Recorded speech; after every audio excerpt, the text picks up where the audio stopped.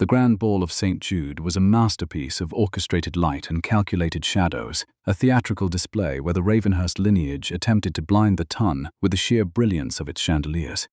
Inside the great ballroom, the air was thick with the scent of expensive beeswax, hothouse lilies, and the underlying metallic tang of desperation that only those who lived by the ledger could truly detect. For 7 years, Ravenhurst Hall had been a house holding its breath, its lungs filled with the dust of past glories and the cold air of impending ruin. Tonight, however, it seemed to exhale a sigh of golden opulence, every candle wick trimmed to perfection, every crystal goblet polished until it sang a high, clear note of solvency. In the periphery of the swirling silks and the rhythmic pulse of the violin stood Clara Thorne. She was a woman who moved through the architecture of the house like a vital, invisible spirit, her presence marked not by a trail of perfume, but by the scrupulous order she left in her wake. Her gown was a modest shade of slate-grey silk, a color that allowed her to dissolve into the wood paneling of the alcoves. It was a garment designed for observation rather than admiration. While Lady Lucinda Vane floated across the floor in a cloud of gossamer gold, a vision of soft edges and practiced laughter, Clara remained a figure of sharp lines and still silence. Beneath her elegant gloves, her fingers bore the faint, permanent ghosts of ink stains, the marks of a woman who spent her nights navigating the treacherous currents of compound interest and estate management, while the master of the house slept the sleep of the blissfully ignorant. Julian Ravenhurst, the Duke of Ravenhurst, moved through the crowd with the heavy, stately grace of a man who had worn his grief like weather for 7 years. He was a sorrow wearing a man's coat, his grey eyes the colour of a winter sea that had forgotten how to reflect the sun.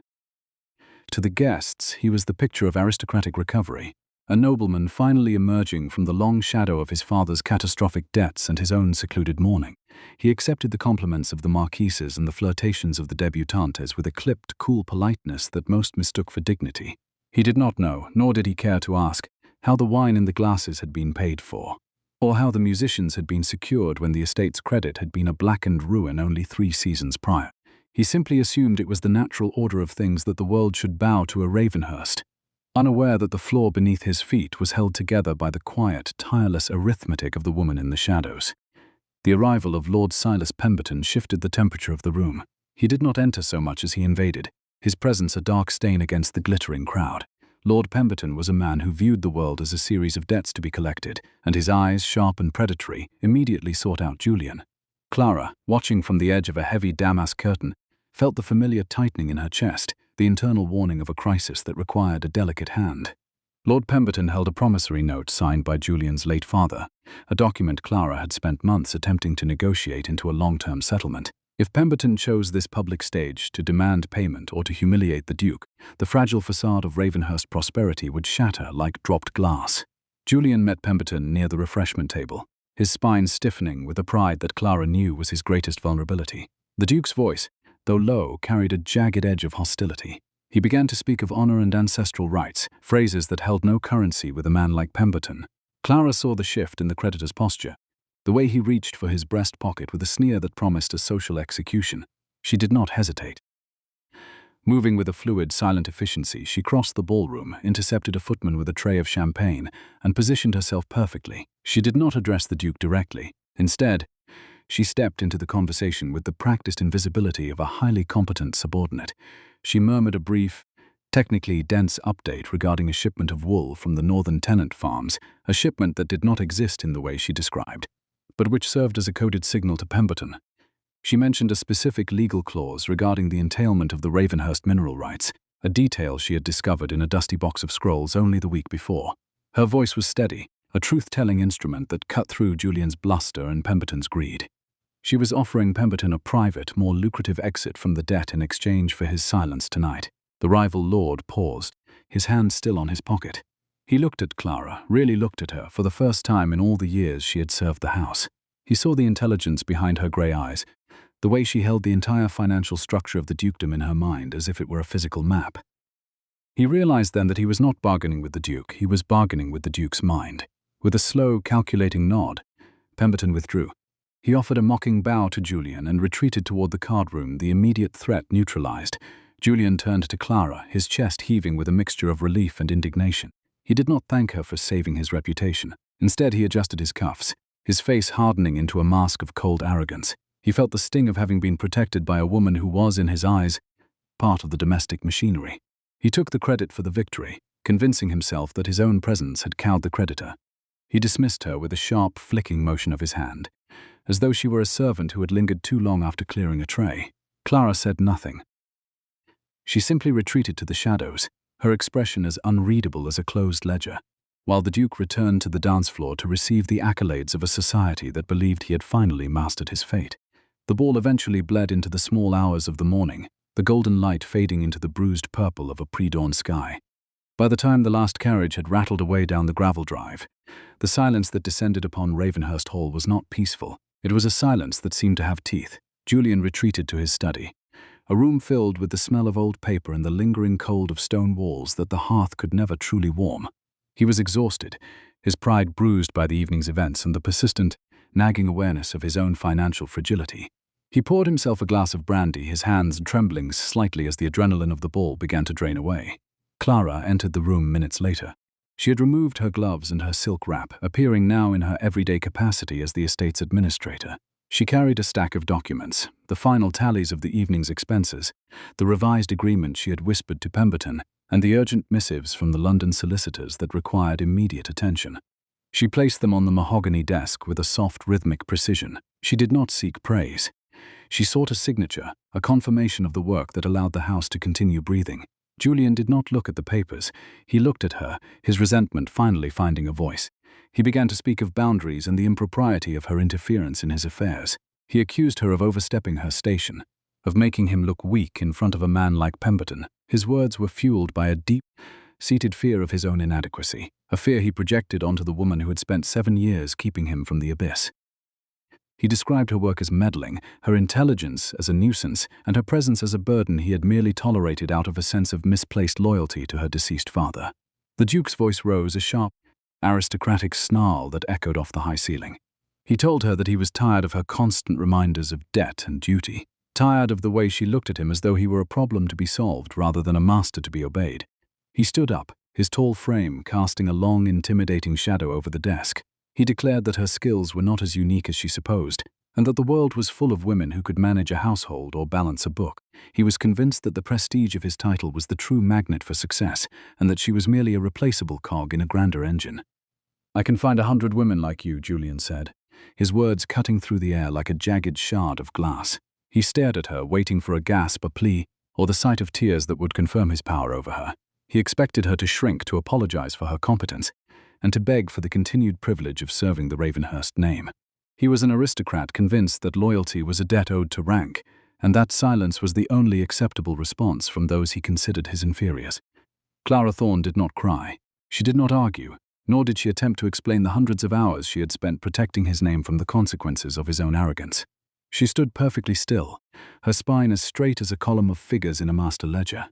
She looked at Julian not as a servant looks at a master, but as a creditor looks at a bankrupt account. In that moment, the architecture of her soul shifted. She realized that she had been pouring her genius into a vessel that was not only broken but ungrateful for the repair. She understood that being seen by the wrong person was not the danger. It was the only safety worth the name, and Julian Ravenhurst was utterly blind. Without a word, she reached into the pocket of her dress and pulled out the master keys, the heavy iron ring that held the governance of the entire estate. She placed them on top of the legal documents with a soft, final thud. The sound was small, but in the silence of the study it felt like the tolling of a bell. She turned away from the desk and walked toward the small cloakroom adjacent to the hall. She did not pack a trunk. She did not gather her belongings. She simply picked up her wool coat, a plain, sturdy garment that had seen her through 7 winters of labor, and draped it over her shoulders. She walked out of the study and through the great front doors of Ravenhurst Hall. The night air was freezing, a damp mist rising from the grounds, and the rain began to fall in a slow, steady rhythm against the slate roofs. She did not look back at the grand facade or the flickering lights of the ballroom she had so carefully prepared. She walked down the gravel drive, her boots crunching with a sound of liberation, heading toward the village 4 miles away. Behind her, the Duke stood in his silent study, the master keys cold and heavy on his desk, unaware that the house had just stopped breathing. Clara Thorne was gone, and with her, the only thing that had kept the Ravenhurst legacy from turning to ash. Emotional triumph, she realized as she reached the gates, was not found in a grand ball but in the quiet, absolute power of leaving. The dawn arrived at Ravenhurst Hall not as a herald of a new day, but as a grey and invited creditor, demanding an accounting of a house that had suddenly lost its soul. The rain had ceased by daybreak, leaving behind a world saturated in a cold, clinging mist that blurred the lines between the manicured lawns and the ancient, encroaching forest. Inside the great house, the atmosphere was thick with a peculiar, stagnant chill. It was the smell of a hearth that had been allowed to go out and the silence of a clock that no one had thought to wind. For 7 years, the morning ritual of Ravenhurst had been a symphony of invisible precision, a series of movements so perfectly choreographed that Julian Ravenhurst had come to believe they were as natural as the rising of the sun. He did not know that the warmth of his water, the crispness of his linen, and the very scent of beeswax and lavender that permeated the halls were the result of a singular, tireless intelligence. Julian woke to a room that felt curiously small and hollow. The heavy velvet curtains remained drawn, and the air was heavy with the lingering scent of the previous night's extinguished candles. He waited for the soft, rhythmic click of the door, the signal that his morning tea had arrived and that the day's schedule had been placed, neatly penned, upon his mahogany valet. Minutes stretched into a quarter hour, and then a half hour, yet the silence persisted. It was a silence that seemed to have teeth, nipping at the edges of his composure. He sat up, the fine silk sheets feeling suddenly abrasive against his skin. There was no fire in the grate. The room was a mausoleum of cold marble and shadows, and never before in nearly a decade had the Duke found himself alone in a house that did not seem to recognize him. When Julian finally emerged from his bedchamber, dressed with a clumsy haste that would have horrified his former self, he found the hallway in a state of quiet, bewildered anarchy. The tall, silver candelabras that lined the corridor were still choked with the blackened stubs of last night's ball. Dust motes danced in the pale shafts of light that managed to pierce through the grime of the clerestory windows. There was no sound of scouring brushes or the distant, reassuring hum of the kitchens. Julian descended the grand staircase, his boots echoing with a lonely, hollow thud that seemed to mock the ancestral portraits on the walls. He reached the breakfast room, expecting to find the usual spread of silver-domed dishes and the morning papers, ironed and folded with scrupulous care. Instead, Julian found a table that was as barren as a winter field. There was no tea, no toast, and certainly no news of the world beyond the gates. The silence was broken only by the frantic, uneven footsteps of Mrs. Higgins. She appeared in the doorway, her cap slightly askew and her face a mask of such profound distress that the Duke almost failed to recognize her. Mrs. Higgins had been a pillar of the Ravenhurst domestic staff since the time of his grandfather, a woman whose competence was usually as unwavering as the stone foundations of the hall. Now, however, she looked as though she was standing on the deck of a sinking ship, her hands twisting nervously in the fabric of her apron. "Julian," she began, her voice trembling with a fragility that unsettled him, though she quickly corrected her address to match his station. I must apologize. The house, it is not as it should be. We cannot find the daily ledgers, the breakfast schedule, the orders for the butcher, the very list of which chimneys are to be swept.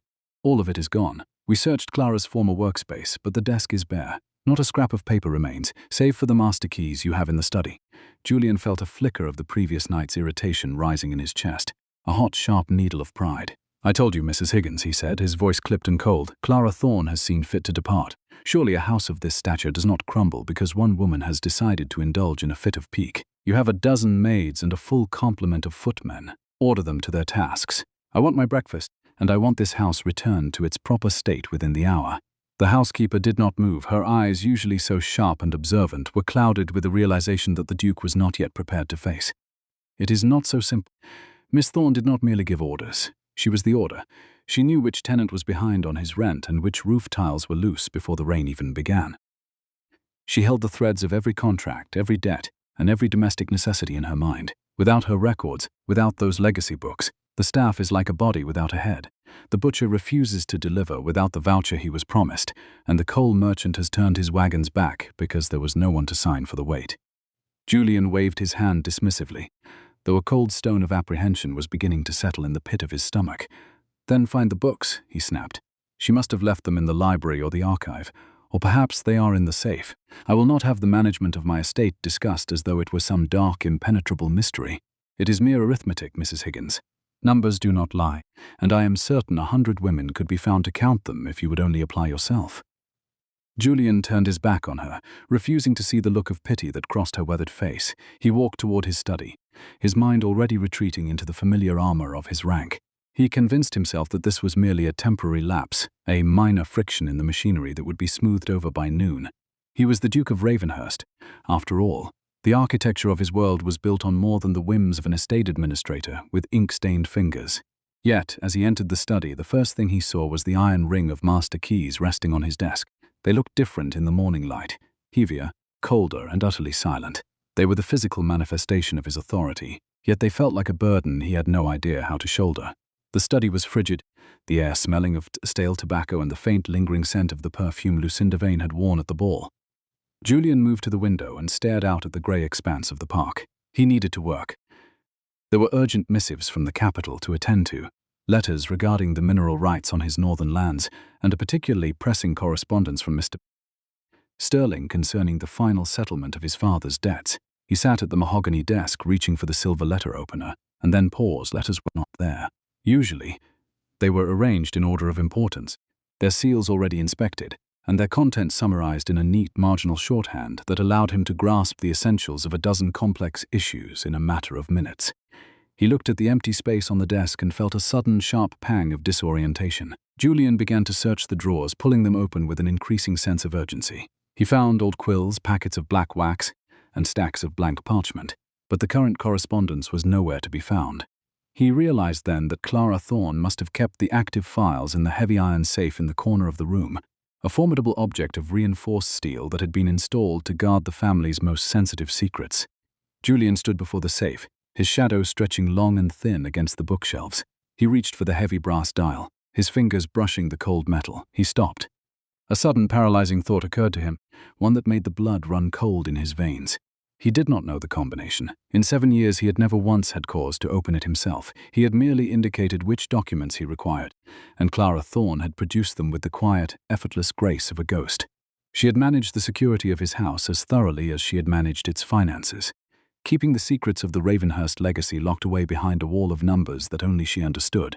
He tried to sequence his father's birth year, then the date of his own elevation to the dukedom. The safe remained stubbornly, mockingly silent. He tried again, his breath hitching in his throat as he turned the dial with trembling hands. 25 to 82. Nothing. 512-74. Still nothing. The silence of the room seemed to intensify, the very walls of the study closing in on him. He was someone who always prided himself on his mastery of his environment. Yet here he stood, a prisoner in his own sanctuary, locked out of his own history by his own ignorance.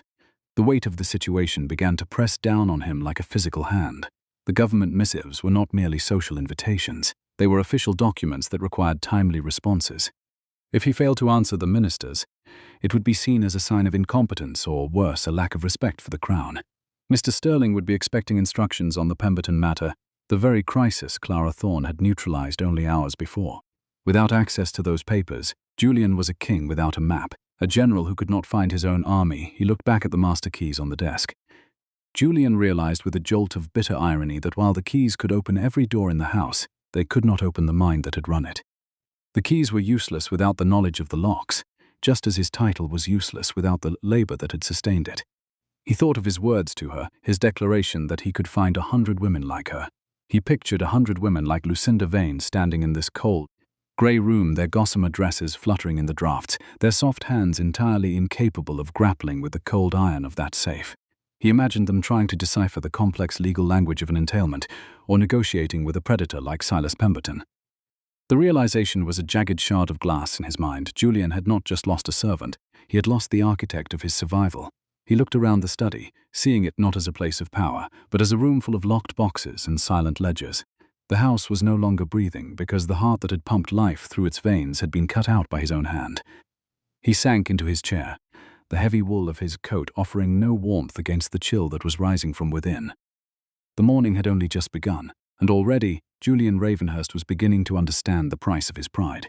Julian was surrounded by the trappings of a grand life, yet he was utterly solvent in spirit, an heir who inherited a legacy only to find he did not possess the combination to his own future. The silence in the house was no longer a peace, it was a judgment, and after 7 oblivious years, he was afraid to hear what it had to say.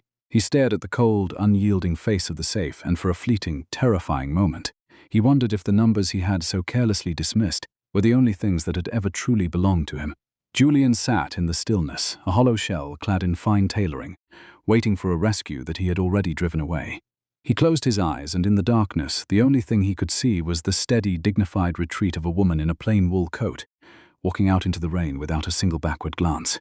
The first week of the Great Silence became 2, and then 4, yet Julian Ravenhurst remained constitutionally incapable of admitting that he had severed the artery of his house, Instead, he chose to view the departure of Clara Thorne as a mere logistical vacancy, a professional gap that could be filled by any woman with a modicum of education and a steady hand. He sat in the morning room, the air still smelling of the stagnant cold of a house that had forgotten how to breathe, and issued a command that felt like declaration of war against the vacuum she had left behind. He would demonstrate to himself and to the shivering staff that the world was indeed teeming with women who could manage the Ravenhurst ledgers. He would prove that a title was a magnet of such immense power that it could replace the invisible woman within the span of a single recruitment season. The recruitment drive spanned a full, agonizing month.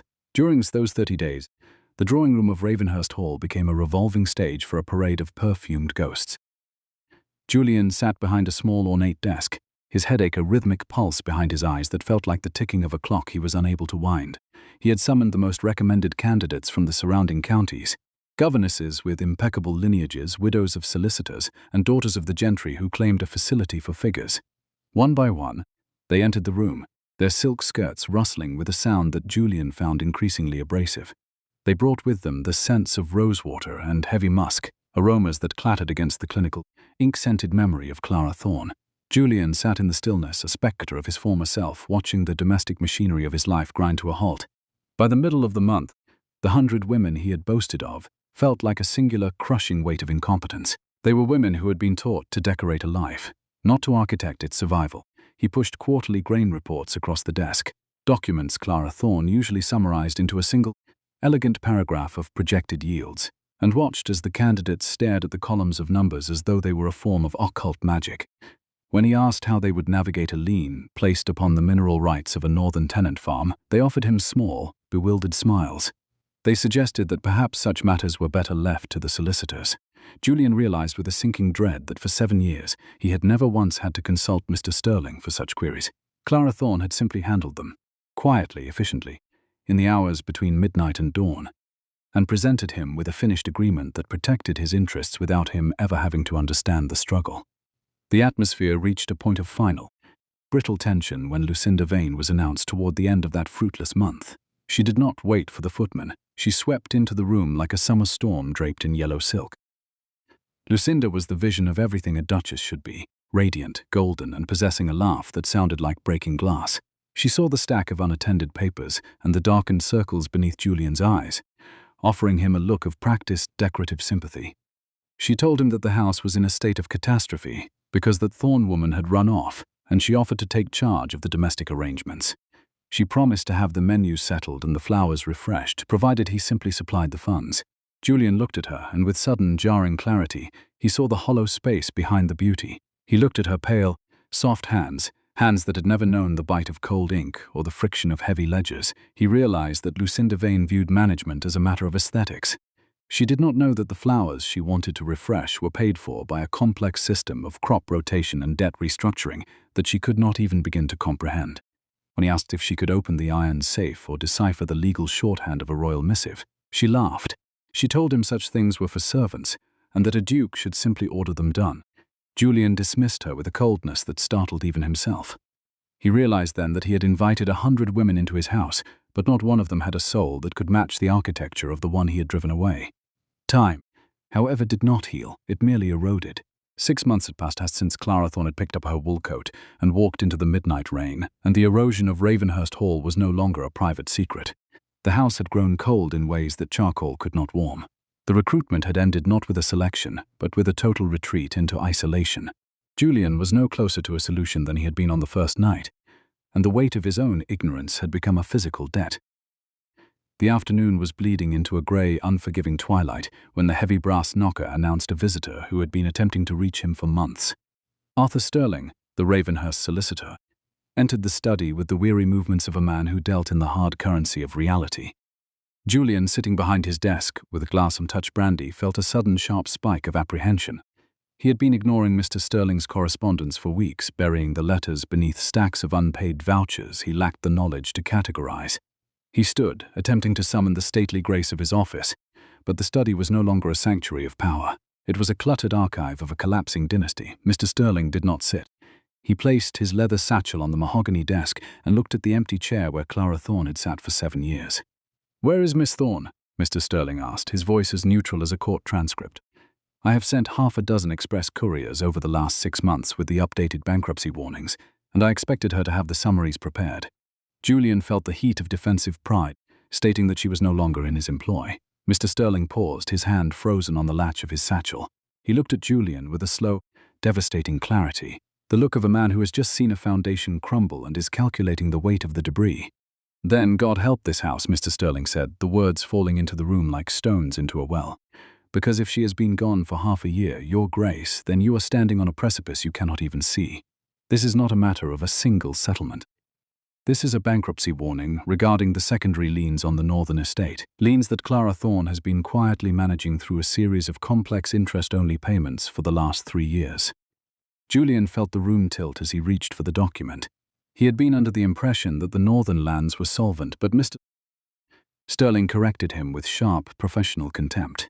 The solicitor explained that the debts of Julian's father had never been settled. They had been restructured by a woman who took chaos and turned it into a functioning architecture of survival.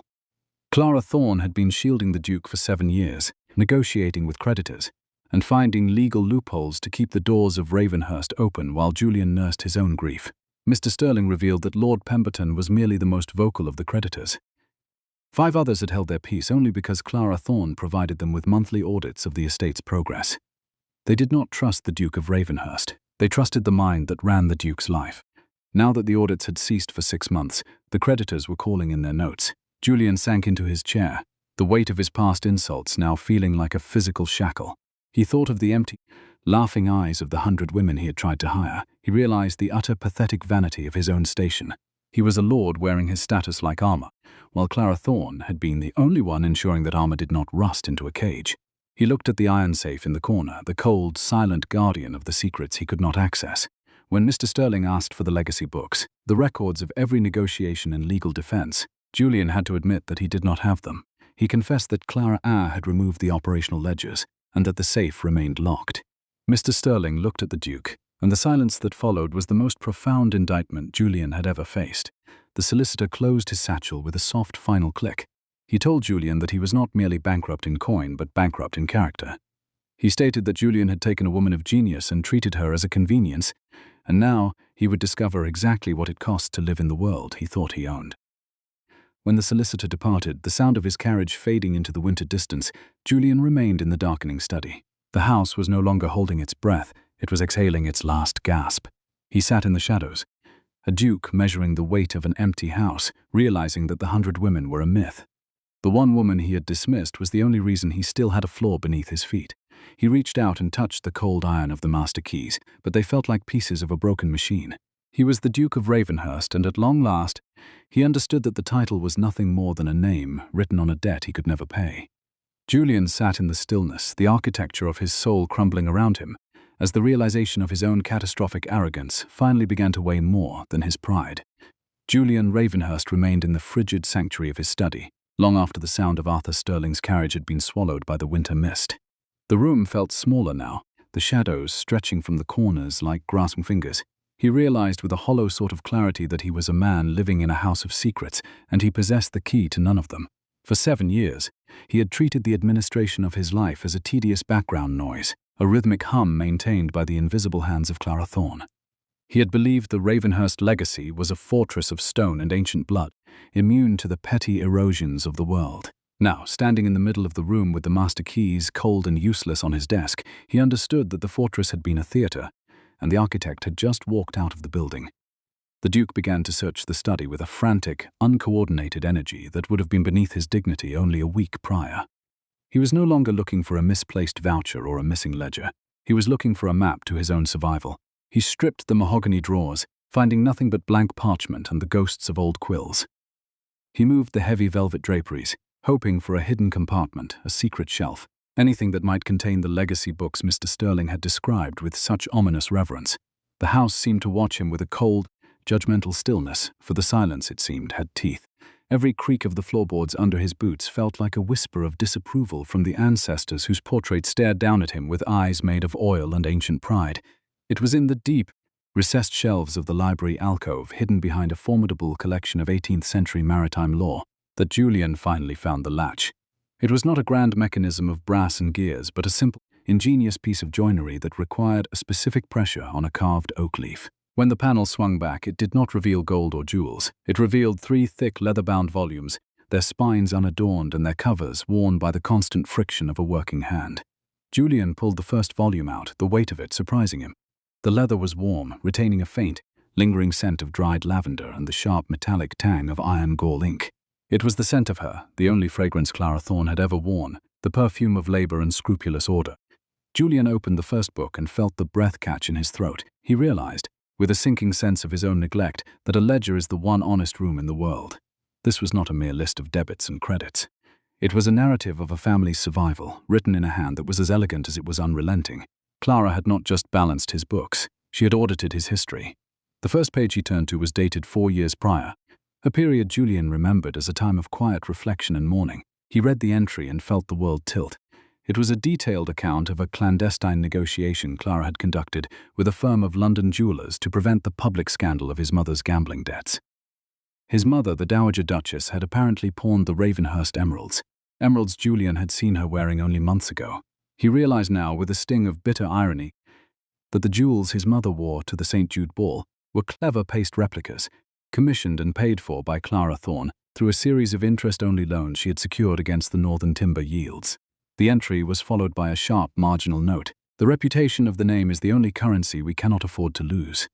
The Duke sat in the dusty light of the alcove, the vellum pages feeling like cold skin beneath his fingers. He had spent those years believing the estate was recovering through the sheer merit of his lineage, while in reality, a woman in a grey silk dress was moving pieces on a chessboard he did not even know existed, sacrificing her own sleep to ensure he never had to feel the weight of his own family's shame. The second volume was even more devastating. It contained the records of the secondary liens on the northern lands, the very crisis Mr. Sterling had warned him of. Julian saw the names of men he had invited to dinner, men he had toasted with fine brandy, who were in fact predators holding the debt of his father's catastrophic failures. Clara had been managing them with a strategic brilliance that bordered on the divine. She had played them against one another, using the projection of Ravenhurst's future prosperity to keep them from demanding immediate payment. She had created a buffer of time, a sanctuary of 7 years, in which Julian could have rebuilt his life. Instead, he had used that time to wallow in a grief he wore like weather, oblivious to the fact that the roof over his head was being held up by the sheer intellectual grit of his administrator. The final pages of the third volume were the most difficult to read. They were dated to the very week of her departure 6 months prior. There were no longer accounts of debts or negotiations. Instead, there were lists of staff requirements, the exact temperature at which the Duke preferred his morning tea, and the specific dates on which the chimneys in the east wing needed to be swept to prevent a fire. It was a manual for the care of a man who had forgotten how to care for himself. Julian felt a sudden, sharp pang of disorientation. He realized that Clara Thorne had not just managed his money, she had governed his existence. She had seen him not as a master, but as a wounded, fragile thing that needed protection from the world, and from himself. The realization was a jagged shard of glass in his pride. He had told her he could find 100 women like her, yet here was the proof that there was only one mind capable of holding the shattering fragments of his life together. The knocker at the front door sounded with a heavy, rhythmic arrogance that did not wait for a response. The sound vibrated through the floorboards, reaching Julian in the library like a summons to an execution. He knew that cadence. It was the sound of a man who did not believe in the sanctuary of a home, only in the legality of a contract. Lord Silas Pemberton did not wait to be announced. He entered the study with the cold air of the afternoon clinging to his wool coat, his boots clicking on the parquet floor with a predatory precision. He did not offer a bow, he did not seek the Duke's leave to sit. He simply crossed to the mahogany desk and placed a leather portfolio upon its surface with a sound like a gavel striking a block. Julian emerged from the library, the legacy books clutched against his chest like a shield. He saw Pemberton sitting in the high-backed chair, the firelight reflecting in his dark, unblinking eyes. The rival lord looked around the room with a sneer of appraisal, his gaze lingering on the blackened stubs of the candles and the dust that had begun to settle on the once gleaming surfaces. The house was no longer breathing, and Pemberton, a man who lived by the scent of decay, had clearly noticed the change in the atmosphere. He looked at Julian, and the silence in the room was thick with the metallic tang of an impending takeover.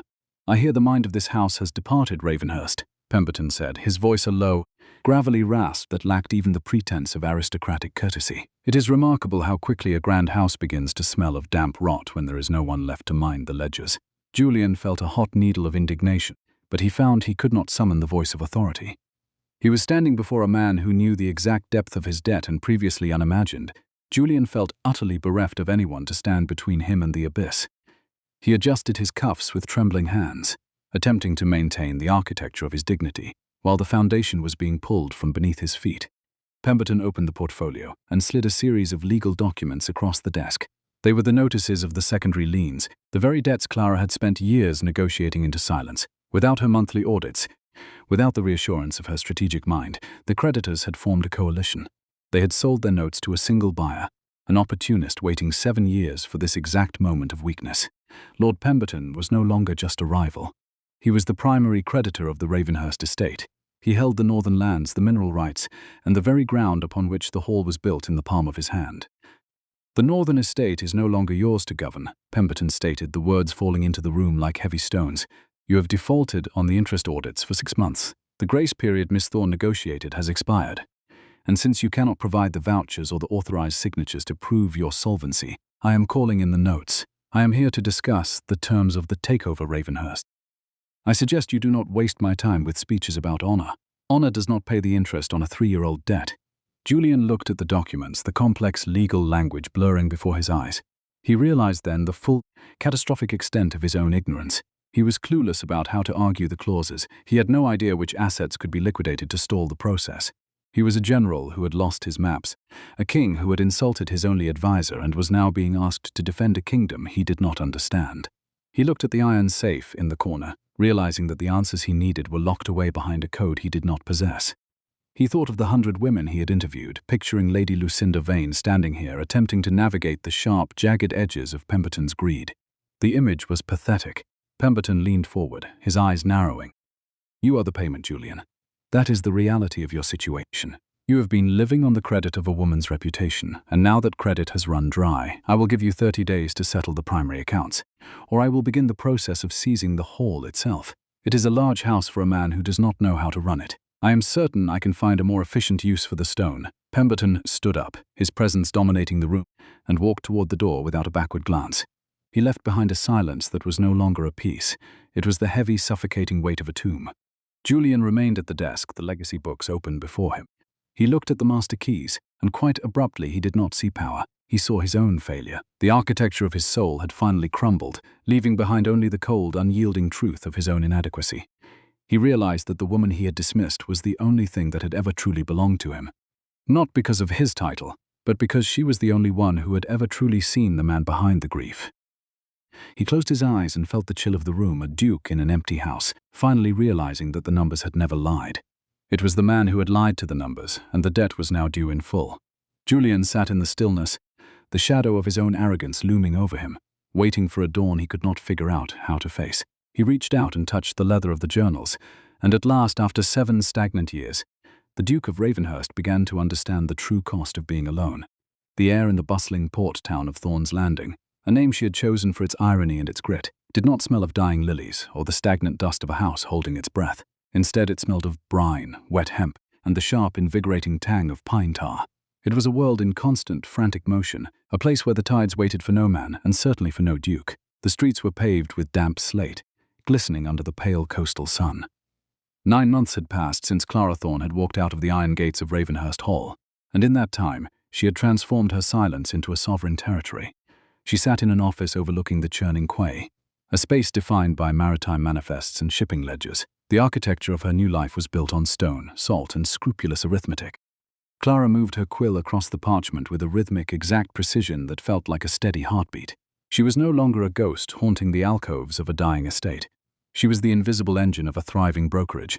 Her fingers were still stained with ink, but the marks no longer felt like a brand of servitude. They were the badges of her agency, visible proof of a mind that had mastered commerce.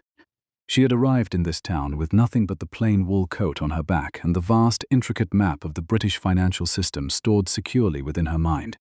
She had offered a retired merchant her labor in exchange for a desk and a commission.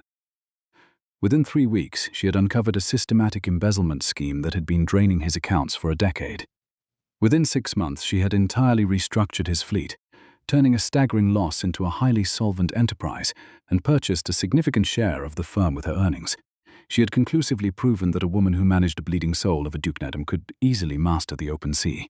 Clara paused, resting her quill upon the silver inkstand. She thought briefly of the heavy iron master keys she had left upon Julian's desk on the night of the storm, and the memory felt like a story she had read in a dusty book long ago. She did not miss the grandeur of the hall, nor the cold stone of its mausoleum-like corridors. Here in the salt-stained reality of the port, she was the silent partner who calculated the risks and reaped the rewards. Julian Ravenhurst had once told her he could find 100 women like her. She had simply walked away and found 100 distinct ways to be herself, and not one of them required the permission of a duke. When her head clerk entered with a silver tray bearing the morning's correspondence, he placed the letters respectfully upon her desk. Clara immediately noted one bearing the heavy embossed crest of Arthur Sterling's legal firm. She felt a brief flicker of cold recognition, but she scrupulously finished her complex tally of the morning's grain shipments before reaching for the solicitor's letter. Every debt, eventually, demanded an honest accounting. Julian Ravenhurst stepped onto the damp cobblestones of the harbour, with the hesitant, disjointed gait of someone spending his entire life upon solid, unquestioned ground. The noise of the port was a physical assault of shouting sailors and the ceaseless screaming of gulls.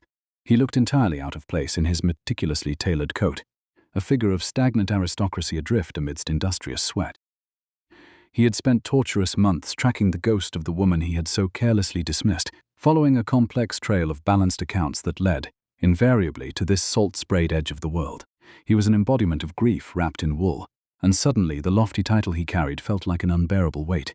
The Duke stopped before a modest, sturdy stone building that bore a freshly painted sign, Thorne and Associate, Maritime Brokerage. He had prepared a grand, magnanimous speech of cold, aristocratic forgiveness. He had expected to find a drafty cottage or a village seamstress surviving on meager savings. Instead, he realized with a sinking dread that he was standing before a formidable center of power. As Julian crossed the threshold into the outer office, the silence that met him was not the suffocating quiet of his decaying manner. It was the focused hush of profound competence. He approached the wooden counter, expecting the usual bowing and scraping his presence typically commanded. The clerk, however, merely adjusted his wire-rimmed spectacles and looked at the Duke with polite, absolute professional indifference. Julian haughtily demanded to see Miss Thorne, deploying his full litany of titles. The clerk calmly informed him that she was engaged in a vital meeting regarding imported silk, and that his grace would simply have to wait. Julian sank onto a hard wooden bench in the corner, the humiliation feeling like a cold stone lodged deep within his chest. He watched a burly merchant captain emerge from the inner office, tipping his hat. The man had just been consulting the very mind that Julian had once arrogantly described as a replaceable nuisance. The Duke realized then with devastating clarity that the world he thought he owned was actually governed by people exactly like Clara, people who understood the brutal arithmetic of survival. The heavy door to the inner office finally opened, and Clara Thorne stepped out into the light. She was dressed in a gown of fine, dark navy wool, its lines sharp, unadorned, and entirely practical. She carried a thick, leather-bound ledger tucked securely under her arm, and her features were lit by a fierce clarity of purpose that Julian had never once witnessed during her long years of quiet service at Ravenhurst. She did not see him at first, granting Julian a crucial moment to look at her without the distorting filter of his own arrogance. She was radiantly flourishing, the absolute mistress of her own house, not holding her breath for anyone. When her cool grey gaze finally landed upon him, she did not gasp in shock or instinctively offer him a deferential curtsy. She simply stopped mid-stride, her formidable mind effortlessly processing his unexpected presence in her sanctuary. The heavy silence was more profound and terrifying than any conversation they had shared in the hushed library of the hall. Julian stood up, his imposing frame feeling suddenly awkward and entirely useless. He looked at her ink-stained fingers and perfectly straight spine, and realized with absolute certainty that his boast of 100 women was nothing but a fleeting shadow. There was only one Clara Thorne, and she was no longer his to command. "Julian," she said, her voice a perfectly tuned, truth-telling instrument that effortlessly cut through the distant noise of the harbour. "You have travelled a very long way to find a woman you proudly stated was replaceable. I assume the northern estate has finally begun to crumble beneath the weight of its own neglect." The Duke physically flinched. "I have come to discuss your return, Clara," he said, his voice trembling slightly, entirely stripped of its usual aristocratic certainty. "The house? It is not the same. Mr. Sterling says the creditors are circling the property like vultures. I have the legacy books you left behind, but I cannot even open the iron safe to read the documents. I will offer you twice the salary you previously commanded, and a seat at the main dinner table if that is what you require." Clara looked at him steadily, and never before in their long acquaintance did Julian observe a distinct flicker of pity in her eyes. "You still do not understand, do you?" she asked, her voice dropping low and steady. You genuinely think this is a simple matter of coin, or a desperately desired seat at a table you never once thought me worthy of occupying? You think you can casually buy back the beating heart of a living house as if it were a common plough horse? She took a deliberate step closer to him, and the clean, sharp smell of salt, pine tar, and fresh ink surrounded him, entirely erasing the memory of dying lilacs that always lingered at the hall. I did not leave because I wanted more money, Julian Ravenhurst, she stated, her words carrying the undeniable weight of absolute truth. I left because you looked directly at me for 7 long years and saw only a convenient tool, and then you had the sheer audacity to tell me that any other tool would do just as well. I was wrong, he whispered, the long-delayed admission feeling like a jagged shard of glass tearing at his throat. I found 100 women, Clara. I interviewed them all, including Lucinda Vane, and not a single one of them could even read the first page of your scrupulous journals. Not one of them knew the fundamental difference between a secondary lien and a family legacy. The house has entirely stopped breathing without you, and I am the one who killed it. Without you, Ravenhurst Hall will be nothing but ash and auction blocks within the month. I am intimately aware of the state of the hall, Clara said, her voice turning as sharp and unforgiving as a winter frost. Mr. Sterling likely informed you that a mysterious unnamed entity has been systematically purchasing the secondary liens on your northern holdings. Perhaps he even mentioned that Lord Pemberton's predatory legal portfolio was being systematically dismantled by a rival maritime firm. Julian froze as the monumental realization hit him. Clara walked calmly to her immaculate desk and picked up a crisp document sealed with heavy blue wax. I am the silent partner of that rival firm, Julian, she declared, her eyes never leaving his face. I have quietly consolidated every ounce of your debt. I now personally own the primary notes on Ravenhurst Hall, and every single secondary lien you once deeply feared would be your absolute ruin. Julian stared at her, his vision blurring, the very foundations of his world collapsing into dust. You bought my debts, he managed to choke out. Why would you possibly do such a thing after I treated you with such unpardonable disdain? Because I am a woman of business, and Ravenhurst is a highly valuable asset if managed by a competent, uncompromising mind, she answered smoothly, and because I wanted to ensure that when you finally stood before me again, you would thoroughly understand that I am not your servant, nor am I your invisible protector. I am your primary creditor. You did not come here because you value me, Julian Ravenhurst, she continued. You came here because you are drowning in a sea you do not understand. I am not the payment for your pride. I have painstakingly built a life here where the numbers do not lie and where my intellect is respected. Why would I ever return to a crumbling mausoleum to be your invisible shield once again? Julian stood utterly motionless in the middle of the office.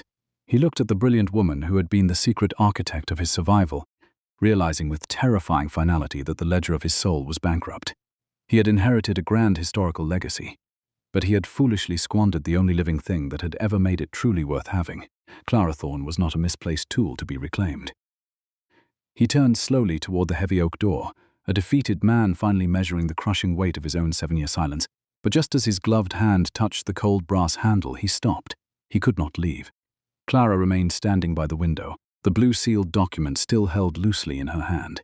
It was the partnership agreement, a revolutionary legal bridge she had drafted months ago, waiting patiently in the dark for the singular moment he was finally humble enough to see it. If you wish to save Ravenhurst, Julian, she said quietly, the harshness fading into a cautious, measured grace, you will not do it as a duke desperately seeking a servant. You will do it as a partner seeking a mind that is entirely equal to your own. I will not return to your house to serve. We will build a new one, together, upon the honest ruins of the old. Julian looked back at her across the room, the first genuine light of a painfully earned hope finally breaking through the dense granite of his grief. He stood resolutely at the threshold of a new negotiation, one that would eternally redefine them both. Julian Ravenhurst's hand moved with a steadiness he had not felt in 9 months. The scratch of the quill against the heavy vellum of the partnership agreement was the only sound in the maritime office, a rhythmic, decisive noise that seemed to anchor the drifting wreckage of his life. As he signed his name beneath hers, the blue-wax document transformed from a legal demand into a covenant of mutual survival. He did not look at the document as a surrender of his ducal authority. Instead, he viewed it as the first stone in a new foundation. He set the pen down and looked at Clara Thorne, whose ink-stained fingers were already busy gathering the necessary vouchers for their departure. She did not offer a smile of triumph. That was not her way. She merely offered the quiet, unwavering competence that had once been the invisible heartbeat of Ravenhurst Hall. The journey back from the port town was a study in silence and observation, a slow-motion transit through a landscape that seemed to be mourning its own neglect. As the carriage rolled toward the interior, the vibrant, Salt-scented industry of the coast faded, replaced by the stagnant, winter-choked fields of the Ravenhurst estate. The sky was the color of a bruised plum, hanging low and heavy over the denuded trees. Julian watched the world slide past the window, seeing his lands through Clara's eyes in an entirely new light. The frost clutched the iron gates of the tenant farms like a silent creditor, and the mud in the lanes was frozen into jagged, unforgiving ruts. For 7 years he had worn his grief like weather, allowing the world to grey around him, until he could no longer distinguish the seasons. Now, as the carriage jolted over a familiar stone bridge, he realized the cost of his long stillness. The architecture of the estate was failing because the framework of his soul had been too brittle to admit its own need for support. He saw the sagging thatch of the cottages and the clogged drainage ditches. Small failures of maintenance that, left untended, had grown into a systemic rot that threatened to pull the whole house down into the earth. When the carriage finally pulled into the gravel drive of Ravenhurst Hall, the house did not greet them with the warmth of a homecoming. It stood like a monumental tomb, its stone face darkened by the damp and its windows staring out like sightless eyes. The silence that met them when the heavy oak doors opened was airless and thick with the smell of unlit hearths and dust. Mrs. Higgins was waiting in the foyer, her hands twisted in her apron and her eyes red-rimmed with an exhaustion that no amount of sleep could cure. When she saw Clara Thorne stepping over the threshold, wearing that same plain wool coat she had departed, in 9 months prior, the housekeeper did not speak. She simply leaned against the mahogany doorframe and let out a single shuddering breath. It was as if the house itself had finally been allowed to exhale after months of holding its breath in fear. "The coal is low, Miss Clara," Mrs. Higgins whispered, her voice cracking under the weight of 1,000 small disasters. "And the butcher has refused credit since Tuesday. Lord Pemberton's men were here again this morning, measuring the library for an inventory. They spoke of the furniture as if it were already kindling." Clara did not hesitate. She did not wait for Julian to invite her into the governance of the house. She simply unpinned her hat, handed her wool coat to a stunned footman, and walked toward the center of the foyer. Her spine was a straight, uncompromising line that seemed to radiate order into the chaos. "Mrs. Higgins, please fetch the kitchen ledgers and the pantry keys immediately," she commanded, her voice carrying the cold clarity of a bell in the frost. "Julian, we will require Mr. Sterling in the study within the hour. We are going to audit the secondary liens before the sun sets, and I expect the master safe to be opened. I believe it is time we saw exactly how much of your legacy remains to be saved." The hours that followed were a masterclass in domestic and financial restoration, what the villagers might have called a miracle, but what Julian recognized as the pure, unadulterated power of a superior intellect. They moved into the study, a room that had become a mausoleum of unanswered letters and mounting debts. Clara spread the missing ledgers across the desk, the smell of damp paper and old ink rising from the pages. She worked with a terrifying efficiency, her eyes scanning columns of figures that Julian had found impenetrable for months. "Look here, Julian," Clara said, her finger resting on a series of entries from the previous autumn. "Lord Pemberton has been charging a compounding penalty on the secondary liens that is not only predatory, but entirely illegal under the statutes of 1802. He shifted the interest from 4% to 12% based on a technicality regarding the timely delivery of grain vouchers. Vouchers that I suspect were intentionally delayed in the post." Julian leaned over her shoulder, watching as she cross-referenced the main account with a small leather-bound book he had never seen before. "What is that?" he asked. "This is the record of the Thorne and Associate Maritime Brokerage," she replied without looking up. "I have been tracking the movement of your debts since the day I left this house. I knew Pemberton would attempt to consolidate the liens, but I did not realize he would be so bold as to forge the signatures on the backdated interest waivers." She pulled a voucher from the stack, her ink-stained fingers moving with precision. "This entry for roofing slates is for a sum of £400 billed to a quarry in Cornwall that closed its doors 3 years ago. Your previous administrator was not merely incompetent, Julian. He was a thief in Pemberton's employ. They have been padding the bills for supplies that never arrived, draining the estate's liquid assets to ensure you could not meet the primary mortgage payment when it came due." Julian sat opposite her, not as a master overseeing a servant, but as a student of his own life. He watched her untangle the web of gambling debts and maritime bonds his father had left behind, the very secrets she had once carried alone to protect the Ravenhurst name. He felt a deep, simmering indignation at his own past self, the man who had looked at this brilliant, resilient woman and told her he could find 100 others like her. He realized now that the skeleton of his family fortune had been held together solely by her will. There were not 100 Claras in the world. There was only one, and she was the only reason the roof was still standing over his head. "The northern acreage can be saved if we consolidate the debt into a single interest-only payment for the next 3 years," Clara noted, her quill scratching out a new series of complex calculations. "But it will require a significant injection of capital to clear the immediate arrears. We must sell the Ravenhurst emeralds, Julian. The real ones.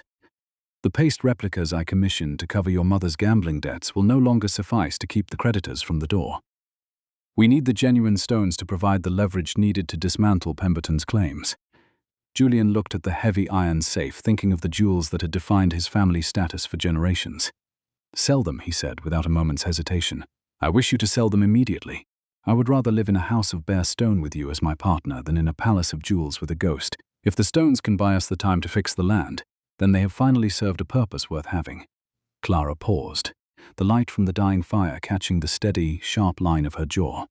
She looked at him, and to his profound surprise, Julian saw a flicker of something that was not just professional respect. It was a thawing of the ice that had gripped them both for 7 long years. "We will not be living in a house of bare stone for long," she promised softly. "We will fix the tenant cottages first. We will ensure the people who work this land are fed and sheltered before we even think of the ballroom. That is how a house breathes, Julian. From the soil upward, not the title downward." By midnight, the study was no longer a room of secrets and shame. It was a command center. The partnership agreement lay on top of the pile of reorganized debts, its blue wax a symbol of the new order they had established. The house seemed to have settled into a new rhythm, the silence no longer having teeth, but feeling instead like the quiet rest of a body that is finally beginning to heal. Julian stood up and walked to the window, looking out at the dark expanse of the park. The rain had turned to a soft, persistent mist, and the smell of damp earth and wood smoke filled the air. "I spent a long time looking for someone who could perform your tasks, Clara," Julian said, his back turned to her. "I interviewed women who could speak 4 languages and play every concerto ever written, but none of them could see the house. They saw the Duke, they saw the emeralds, they saw the stage. You are the only one who ever looked at the face of this place and saw its soul." Clara stood and joined him at the window, her presence a quiet anchor in the darkness. "Being seen is a dangerous thing, Julian," she whispered. "It requires a vulnerability that most people cannot afford. For 7 years I was invisible to you because it was safer for us both. But the silence is over now. We have found the truth in the numbers, and we have found the parity in the storm." Julian turned to her, his grey eyes reflecting the first genuine light of hope he had known since his grief began. He did not reach for her with the desperation of a drowning man, but with the steady, absolute recognition of an equal. When he took her hand, it was a gesture of profound respect, a salute to the mind and the heart that had saved him from himself. The next morning, the restoration of Ravenhurst Hall began in earnest. The butcher was paid, the coal cellar was filled, and the sound of hammers against the roof tiles echoed through the valley. Mrs. Higgins moved through the rooms with a newfound purpose, and even the hounds in the kennel seemed to recognize that the mistress of the house had returned. The 100 women Julian had once boasted of were forgotten shadows, replaced by the singular, brilliant reality of a woman who had mastered the sea and returned to claim the land. The foundation of their lives had been redrawn, built no longer on the shifting sands of pride and status, but on the solid granite of earned trust and intellectual respect. They were no longer a duke and his administrator. They were Thorne and Ravenhurst, partners in the honest ruins of a legacy that was finally, after generations of stagnation, beginning to truly breathe. The grey morning light of Ravenhurst Hall did not arrive as a soft mercy. It arrived as a cold, clinical revelation. Following 9 months of disarray, the heavy mahogany desk in the study did not groan under the weight of neglected debts, but stood as the polished center of a strategic campaign. Arthur Sterling sat in the visitor's chair, his silver-rimmed spectacles perched on the bridge of his nose as he reviewed the blue-waxed partnership agreement. The solicitor, a man whose life was measured in the dry increments of probate and property law, looked between Julian Ravenhurst and Clara Thorne. He saw a duke who had finally shed his mourning like a worn-out coat, and a woman whose presence was no longer a shadow, but the very pillar upon which the ceiling rested. The sound of a carriage on the gravel drive announced the arrival of the final reckoning. Lord Silas Pemberton did not enter the study with the cautious tread of a guest. He entered with the heavy, rhythmic arrogance of a conqueror. He carried a leather portfolio under his arm, his features set in a sneer of anticipated triumph. He had spent the winter months calculating the exact moment to strike, convinced that the Duke was a man of broken stone, incapable of a defense.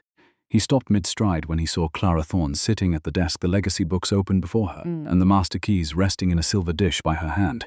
"Miss Thorne," Pemberton said, his voice a low, gravelly rasp that betrayed a flicker of genuine shock. "I was under the impression that you had found more lucrative employment at the harbour. It is a peculiar sort of loyalty that brings a woman back to a sinking ship just as the hull begins to groan." Clara did not stand. She did not offer him the courtesy of a greeting. She simply looked at him with grey eyes that held the cold, unwavering clarity of a winter sky. "The ship is no longer sinking, Lord Pemberton," she replied, her voice a truth-telling instrument that cut through his bluster, "because the mind that understands its leaks has returned to the helm. We are not here to discuss my loyalty. We are here to discuss your fraud." Silas Pemberton let out a laugh that sounded like breaking glass. He turned to Julian, who was standing by the hearth, his hands clasped behind his back in a posture of terrifying stillness.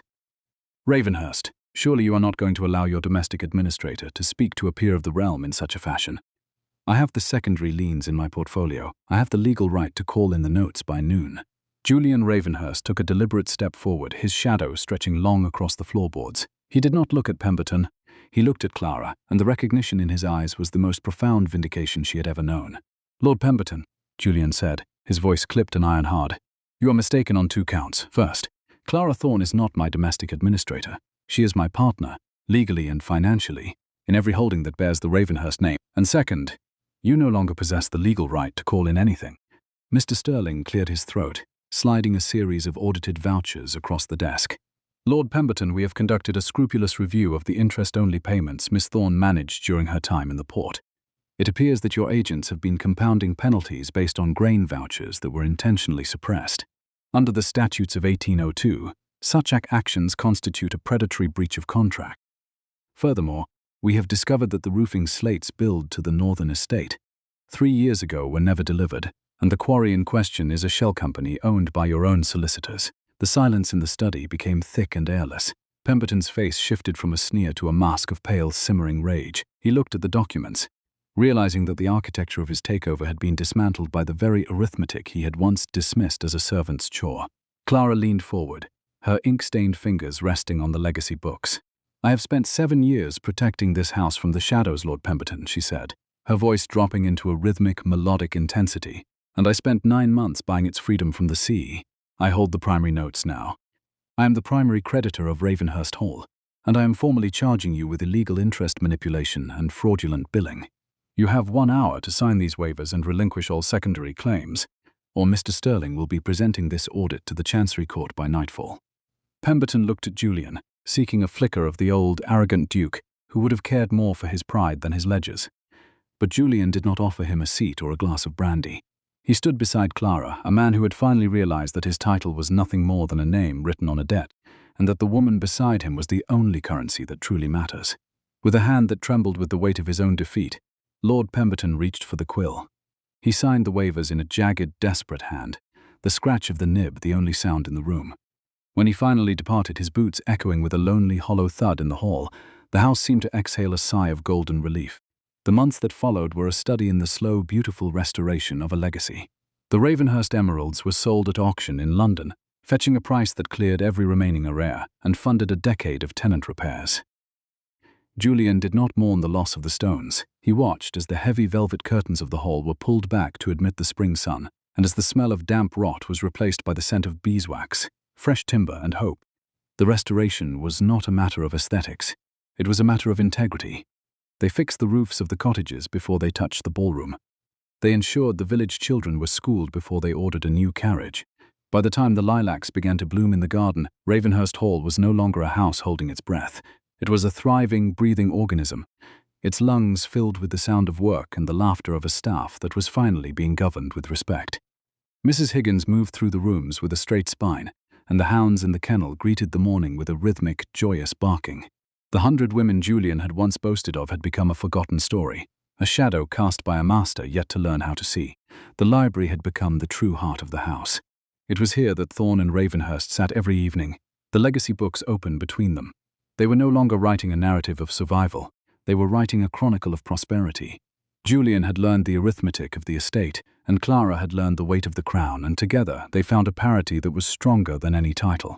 One evening, as a soft, persistent rain began to fall against the window, a rain that no longer smelled of desperation but of growth, Julian set down his pen and looked at his partner. "I used to think that a house was built of stone and ancient blood," Julian said, his grey eyes reflecting the warm, golden light of the candles. "I thought my grief was a permanent weather that I had to endure.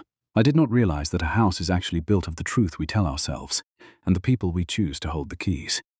Clara looked up from the maritime manifest she was reviewing, her features softened by a peace she had never known during her years of invisible service. "Grief is like the sea, Julian," she replied softly. "It can drown you if you try to fight it alone. But if you understand its tides, if you learn the arithmetic of its depths, you can use it to carry you home." He reached across the desk and took her hand. It was a gesture of profound, earned intimacy, a recognition of the intellectual and emotional bond that had saved them both. There was no need for grand declarations or the theatrical brilliance of a ball. They were two people who had looked past the facades of rank and the shadows of the past to see the architecture of a soul. The house was no longer a mausoleum of secrets, it was a sanctuary of shared purpose. The restoration of Ravenhurst Hall was complete, not because the stone had been cleaned or the debts had been paid, but because the master of the house had finally learned to speak to a nobody, as though she were a queen. He had realized that being seen by the right person was not the danger. It was the only safety worth the name. As the candles flickered low and the smell of the damp earth filled the room, the silence that settled over the estate was no longer a peace that had teeth. It was the silence of a house that had finally learned how to breathe. The legacy of the Ravenhurst name was no longer a burden to be carried, but a life to be lived. They had found the truth in the numbers, and they had found the redemptive power of a partnership built on the solid granite of respect. A heart, once thought beyond redemption, had proven itself remarkably resilient when given the chance to beat anew beside a mind that was its perfect match. The wool coat that Clara had once worn into the midnight rain now hung in the front hall, a plain, sturdy reminder of the night she chose her own future, and in doing so saved his. Have you ever had to walk away from a world that did not see you, only to return as the very person who could save it? I read every one of your stories from our fireside community. Tell me where in the world you are listening from tonight, and if you have ever found the courage to pick up your coat and leave, only to find the place where you truly belong. As the fire fades into embers, I wonder, what is the one honest room in the house of your own heart? I read every response from our community. Sleep well, and remember that true nobility is not a title you are born with, but a character you build through the silence of your work.